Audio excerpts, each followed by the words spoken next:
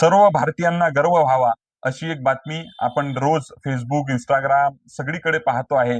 आणि त्या बातमीमध्ये आपण बघतोय की जापान पेक्षा भारत आता अधिक वेगाने पुढे चाललेला आहे. भारताचा विकास अधिक झपाट्याने होतोय. त्याच वेळेला हा वरचा व्हिडिओ एकदा बघा. हा पाकिस्तान मधला आहे. नाही, हा महाराष्ट्रातल्या जळगाव जिल्ह्यातला व्हिडिओ आहे.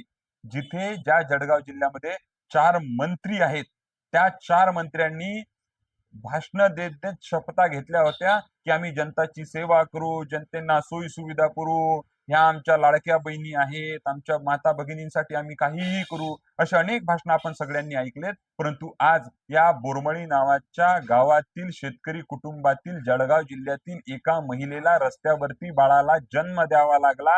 हे छत्रपतींच्या राज्यामध्ये होत आहे. कुठं जापानच्या पुढे आपण चाललेलो आहे? सरकारला सांगणं साहेब, फकाल्या खोट्या गोष्टी सांगणं बंद करा. पहिले लोकांना सुविधा उपलब्ध करून द्या. त्या होत नसतील तर राजीनामे द्या.